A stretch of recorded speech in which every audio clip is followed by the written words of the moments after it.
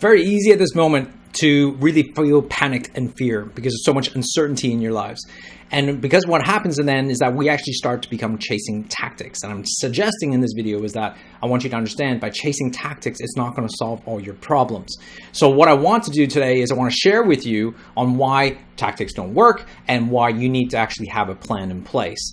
So I'm Laurence Tham from LaurenceTham.com. What I want to share with you today is there's two types of chiropractors right now. There are chiropractors who are in uncertain times, and there are chiropractors who are like my clients in Nitro are in uncertainty time. And they're in uncertainty because they know what they need to do, and they're already actioning things, and they're well ahead of the curve. And if you're interested in any learning how to plan through this period of time, and you need some help or planning, please go to LaurenceTham.com or just connect with me, and we'll kind of have a quick chat about that.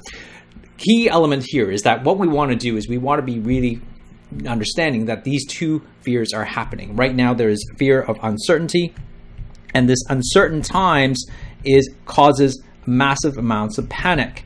And the fear is what we want to move away from, is that we want to have certainty. Of course, that's what we want to do, and that's what we want to aim for, but how do we do it? That's the question today. So what we're going to do is I'm going to show you a couple of key things on what happens during uncertain times. Just like the stock market, when there's uncertain times, people panic, and it causes this fear of buying things just like toilet paper, which is not, obviously, that's not going to solve all your problems. Well, the same thing when it goes to tactics.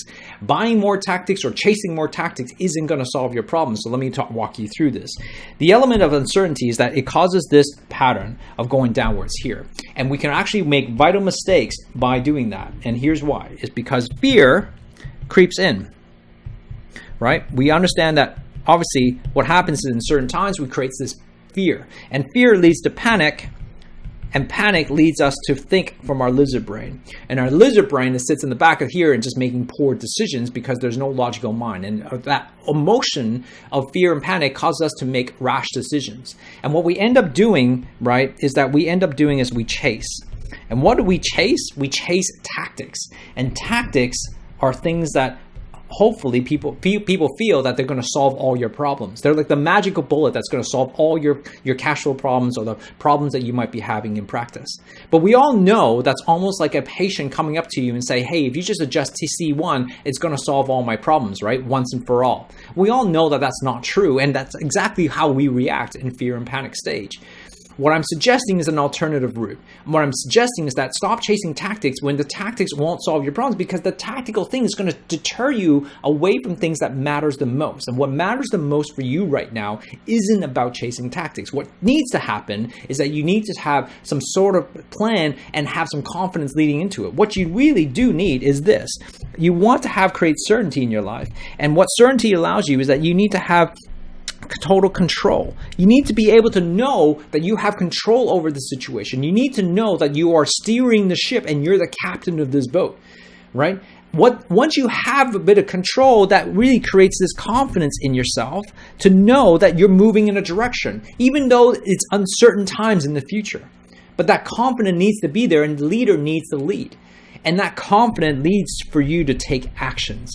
And that is the biggest difference between people who are certain and people who are uncertain in these type of times. People who are uncertain are making actions based on lizard brain, which they're chasing.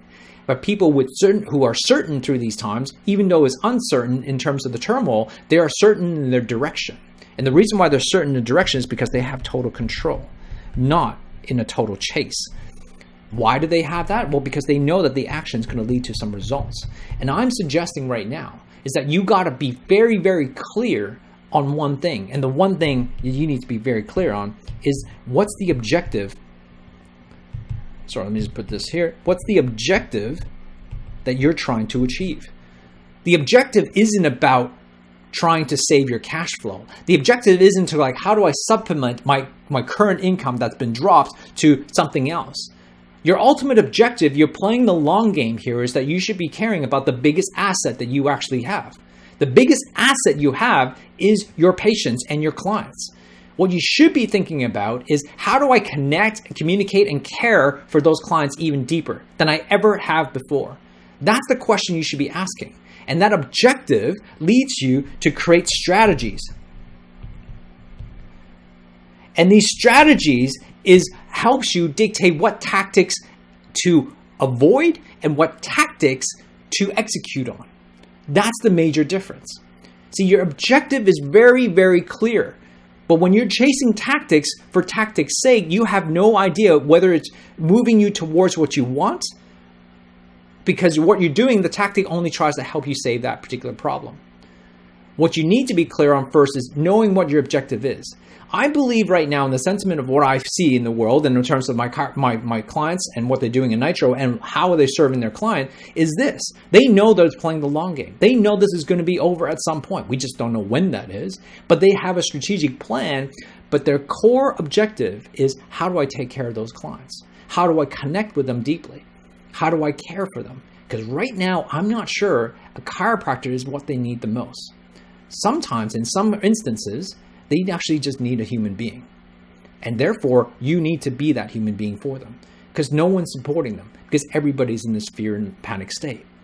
But when you actually have that clear objective, all of a sudden you move from uncertainty to certainty, because now you're there to support.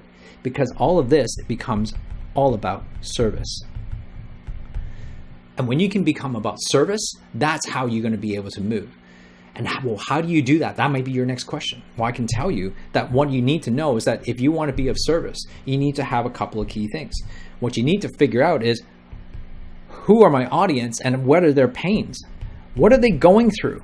So one of the things I work through is what I call the pain finder. And what I actually literally did this morning is that the pain finder framework. And the pain finder framework is that I walk through my clients with is like identifying like what are the pains that they're going through and how are some of the strategies and how we're going to be able to support them virtually if that needs to be. And that's really important, right? We got to walk through a process. We just can't be thinking from our benefits and what we're going through, but we got to think from the patient's perspective. Right. The second thing is we need to understand the 5 stages of emotions. Right. I walk them through my clients is to understand. You need to understand the emotional scale of what's actually happening in their lives right now and provide the most appropriate responses to them. See, everybody's like, oh, how do I do this virtually? How do I do these teleclasses? Those are all tactical things. But without actually understanding, having a strategy in place and knowing the key objective and knowing when the stages they're in and properly responding to that, maybe a stretch or telehealth classes isn't the thing that they need right now. So therefore, you shouldn't be offering. If anything, that actually decreases your brand. It actually makes you look opportunistic. And more importantly, it actually makes you look bad. It actually probably pull people away from you. What I'm suggesting is that please read the landscape, read your clients, and it's different from person to person because not everybody's lost their job, right? But we also understand the stresses they're going through, if they even have any, but also provide the most appropriate responses to them.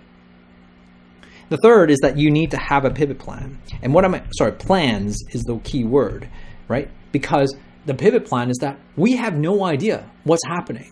And if you have one plan and one plan only, it's not going to work. What you need is have multiple plans and multiple scenarios so that you're actually very clear and that you can pivot from one plan to another on a dime like that.